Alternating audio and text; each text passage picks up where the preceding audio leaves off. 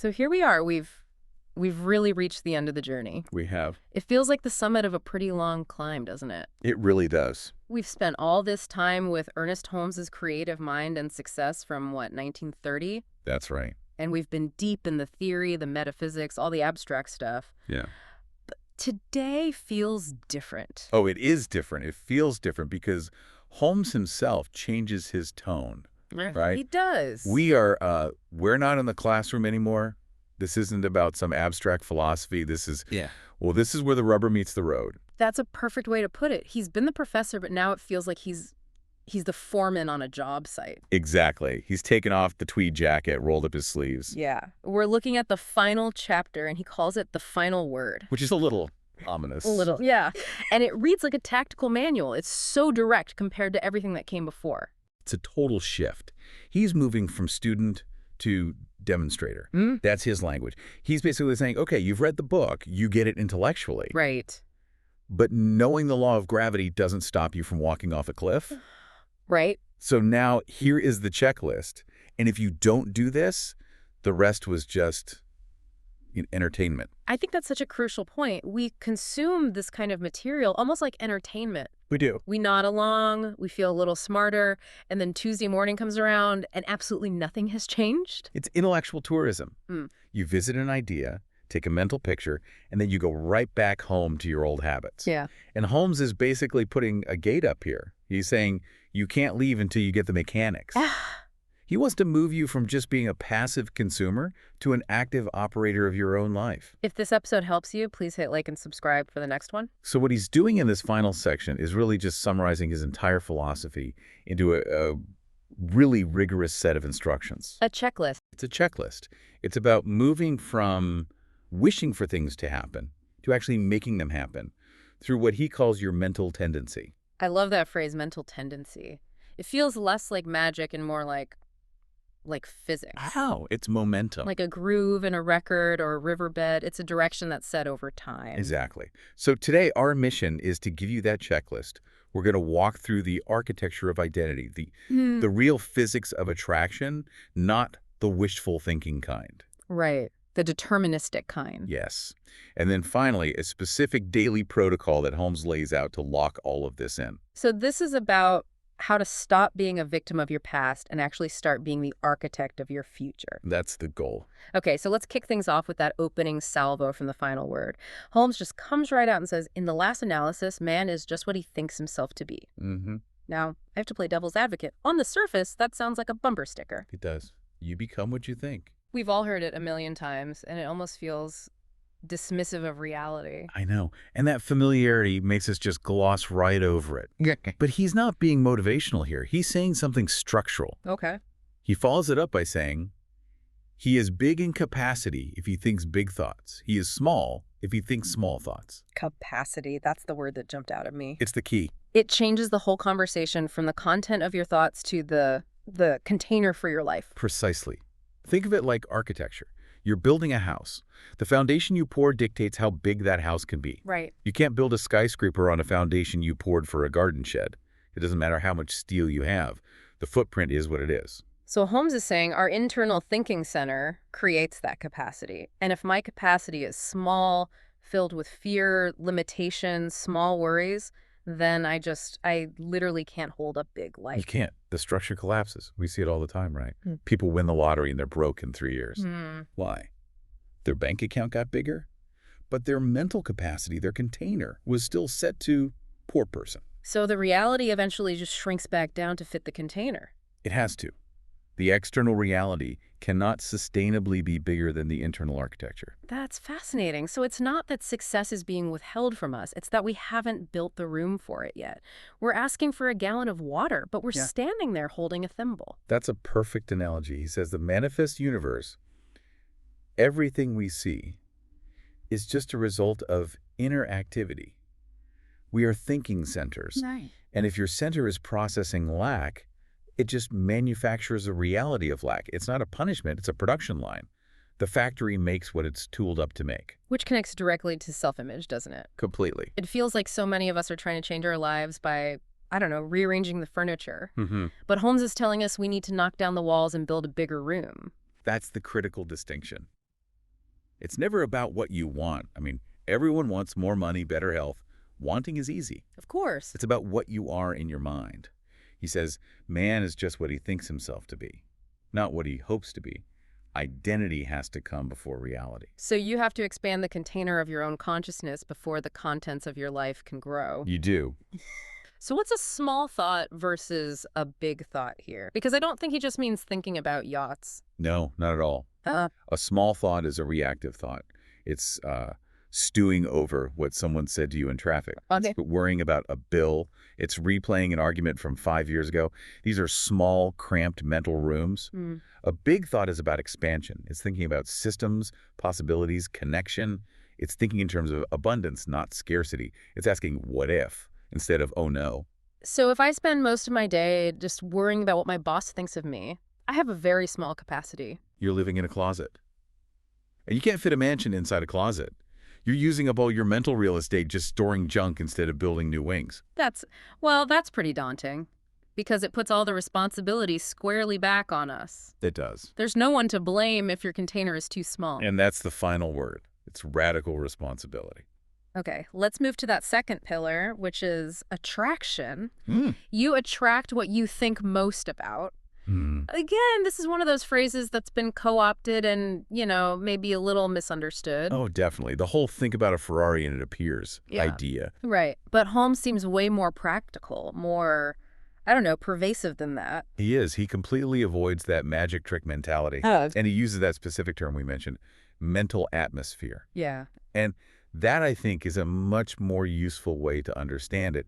It's not about one single thought you have at 9 a.m. and then you spend the rest of the day worrying. Right. It's about the atmosphere you walk around in all day long. Like a climate or a scent even. A climate. I like that.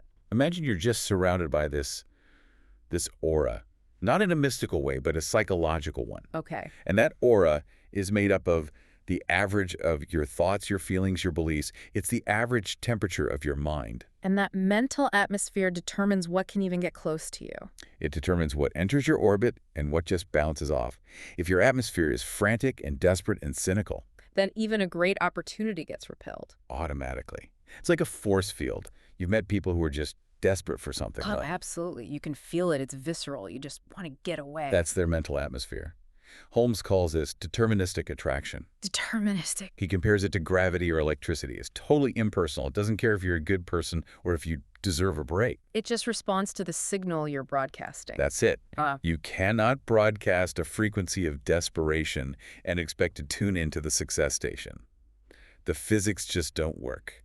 There's a great analogy about this. I think it was in a commentary on Holmes, about a ball being thrown at a window. Yeah. Can we break that down? Because that really made the deterministic part click for me. It's the perfect illustration. So imagine you throw a baseball at a pane of glass. The ball is in midair. It has a specific mass, a specific velocity. Right. A physicist could look at that ball halfway to the window and say, with absolute certainty, the window is broken. But it's not broken yet. To the naked eye, the glass is perfectly fine. In the physical world, yes, the glass is intact. But in the world of law and trajectory, the result is already a done deal. Oh, okay. The cause has already set the effect in motion. The future event of the broken window is actually a present reality based on physics. And Holmes is saying our dominant thought patterns, they're the ball. They are the ball. Yeah. So if you are constantly thinking about failure, constantly worrying about money, then the ball is in the air. The ball's in the air. You don't guess the window will break. You know it will, based on that trajectory. So we're just constantly throwing these balls at the window of our lives. Constantly. And if your trajectory is, I always screw things up, well, the result, failure, is just waiting to catch up to the physics. That's terrifying. It is. And empowering at the same time. It just removes luck from the equation entirely. It does. We think, oh, I hope I get lucky. But the ball doesn't care about luck. It means you can predict your own future just by looking at your current mental trajectory. So if you want to know what your life will look like in 6 months, don't look at your bank account today. No. Look at your thoughts today. Exactly. Your bank account today is just the broken glass from the ball you threw 6 months ago. And this explains why just positive thinking can fail. If I spend 23 hours a day throwing failure balls and 1 hour trying to throw a success ball, the sheer volume of the failure trajectory is going to win. The mental atmosphere is the average of your output. A drop of red dye doesn't turn a swimming pool red. You have to change the composition of the whole pool. But the hope here is that we can change the trajectory. We're not just passive observers. We can change it instantly. Yeah. And that leads right into the governing part. Governing destiny.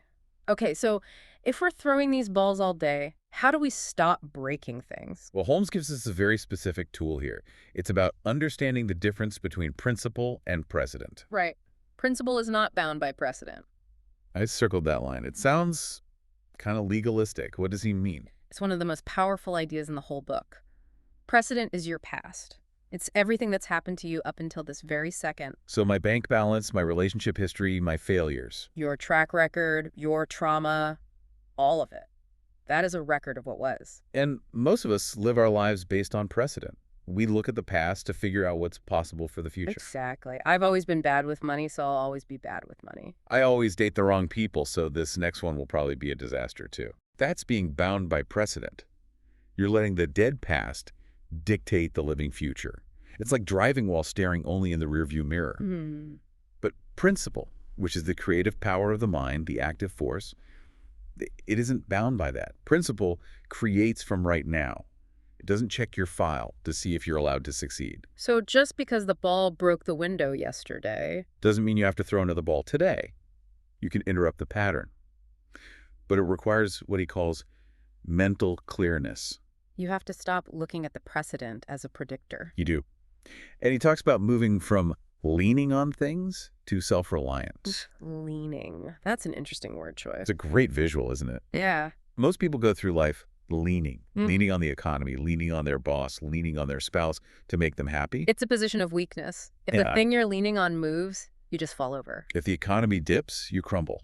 If your partner has a bad day, your day is ruined. And Holmes is brutal about this. He says you have to become a sovereign entity. You must govern your own mind, because if you don't, the race consciousness, the general fear and worry of the world, will do it for you. And by race consciousness, he doesn't mean ethnicity. He means the consciousness of the human race. Correct, the collective mindset. And let's be honest, the collective mindset is usually pretty anxious and reactive. So if you don't build your own mental atmosphere, you just default to the atmosphere of the herd. And the herd is usually panicked about something. So governing your destiny is really about being a security guard at the door of your mind. You decide what gets in and what stays out. And you realize you are the only thinker in your universe. No one else can think your thoughts for you. That's the ultimate control. Okay, let's get into the tactical part. This is what I was really waiting for. The checklist. Holmes stops philosophizing and just gives us a list. The code of conduct for the mind. Exactly. This is the protocol for the demonstrator. This is for getting results. Item number 1 is believing and thinking what is true. So how's that different from just hoping for something? Well, hoping has doubt baked into it, right? I hope I get the job implies I don't have the job yet. It has a vibration of lack. It does. Thinking what is true means you mentally accept the reality of the thing before it shows up. You proceed as if it's already a fact. It's the difference between saying, I hope I get home from work, and just checking your GPS and seeing the route. You know you're going home. Yes. You're not surprised when you pull into your driveway. You treat your goals like a commute, not a lottery ticket. Okay. Item number 2, I love his phrasing for this, eliminating negative thoughts. But he says to turn from calamity howlers. Calamity howlers. Such a great 1930s phrase. It just paints this picture of someone on a street corner shouting about doom. I know exactly who those people are today. They're on the news. They're on social media. They're the algorithms. The whole modern media landscape is basically a calamity howling machine. Be afraid of this. Hate this person. It's an entire industry built on triggering your fear to capture your attention. And Holmes's instruction is really strict. It's not debate them or stay informed. It's turn from them. Turn away. Do not engage. He says when a negative thought shows up, whether it's from the outside or from your own brain, you look it in the face and you declare it has no power over you. So you don't hide from it. You confront it, you dismantle it, and then you replace it. It's not about sticking your head in the sand. It's about refusing to invite the negativity into your living room. You don't let it furnish your mind. Okay. Item 3, gratitude and trust. And this is a functional gratitude. It's about trusting the higher law to handle the how. Ah, the how. That's where we all get stuck. I want to start a business, but how will I get the money? Holmes would say the how is not your job. Your job is the what. The law of attraction, the mechanism, it handles the how. So your gratitude is an expression of your trust in that delivery system. Exactly. When you order a package online, you don't worry about which truck it's on or the route the driver's taking. Right, you just trust it's coming. You just wait for the doorbell to ring. Okay, number 4. This one is, well, it's a tough one for a lot of people. Stop arguing. Never arguing with oneself or with others. This is so crucial. Why? Is it just about being polite? No, it's about physics again. It's about dissipating power. Okay. Imagine your mental energy is like steam pressure in an engine. You need that pressure to move the piston and create the result. Every time you argue with your skeptical friend about your big new idea, you're opening a valve and letting all that steam escape. You're leaking power. That's a brilliant analogy. Every time you try to justify your dream to someone who doesn't get it, you're just leaking steam. Yes. You walk away from that conversation feeling drained and doubtful. Why?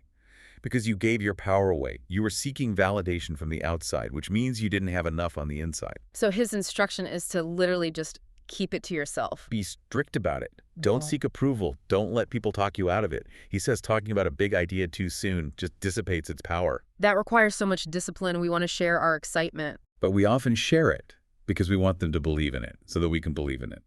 Holmes says no. Validate yourself. Which leads to that final item on the checklist, moving from demonstration to knowing. That's the end point, And the goal. You get to a state where you don't have to ask if something is true anymore. You just, he has that quote, "The seed that falls into the ground shall bear fruit of its own kind." Right. When you plant a tomato seed, you don't dig it up every day to check if it's working. No, that would kill it. You plant it, you water it, and you walk away knowing that tomatoes are the inevitable result. You trust the nature of the seed. That knowing is the frequency. It's the difference between anxiety and anticipation. It is. Okay, so we have the checklist, but this is all about application. Let's make this real. How does this fit into a chaotic Tuesday morning? Right. We've put together a simple 10-minute daily practice based on Holmes's action sections. This is for anyone listening who wants to actually do this starting tomorrow. And it's high impact. 10 minutes. Everyone has 10 minutes. If you don't have 10 minutes to govern your mind, you don't really have a life. Okay, walk us through it. The first 3 minutes are clear the deck. This is your mental inventory. You sit down, you close your eyes, and you just ask, what loose ends are clogging my mental atmosphere right now? So you're just identifying the clutter. You identify it, you acknowledge it, and then you consciously cut the cord. Visualize sweeping it all off the table. You have to start from a neutral place. Okay, minutes 4 through 7, the morning impression. Now that the space is clear, you fill it. Holmes calls this specializing the law. So you think into mind exactly what you want to see returned to you for that specific day. So not, I want to be rich eventually, but more like, today my interactions are prosperous. Today I am calm and efficient. Yes, you're imprinting the specific tone for the day.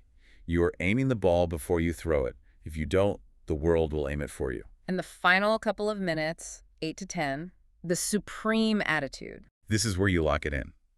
Holmes calls it action without struggle. You stand in absolute conviction that your order has been placed.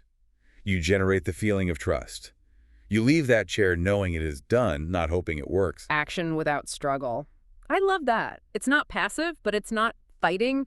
It's working with the material of life. It's the feeling of a master craftsman. And for anyone who wants to ramp this up, we have the 7-day plan. This is kind of the hard mode challenge. This is the accelerator. Yeah. For the next 7 days, you're going to try end-of-day journaling, but you're going to do it at the start of the day. Wait, say that again. I wake up and I write my diary entry for that night. That's it. You sit down with your coffee at 7 a.m. and you write, it is 10 p.m. Today was an incredible day because, and then you describe the successes of the day as if they are past tense facts. I nailed that presentation. I had a wonderful conversation with my spouse. I received some unexpected good news.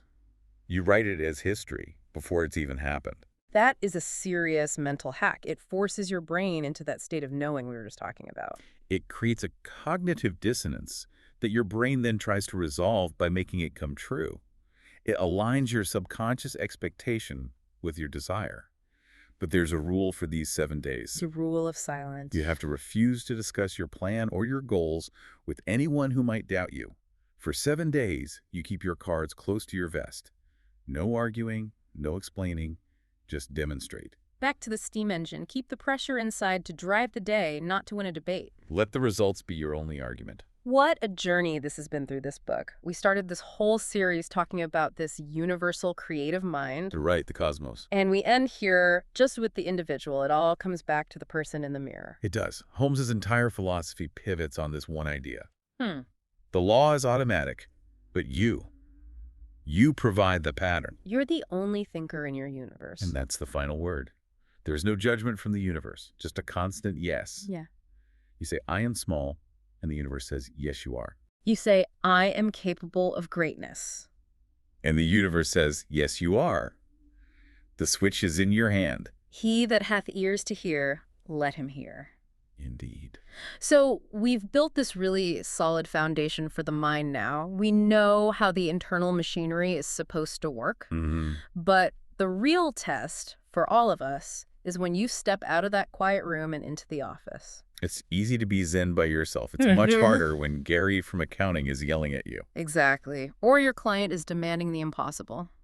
So for our next series, we're going to take these principles and apply them specifically to navigating conflict and difficult relationships in the modern workplace. Oh, I can't wait for that. That's where the rubber really meets the road for so many people. It's going to be less about attracting and more about surviving and thriving when the pressure is really on. That sounds essential.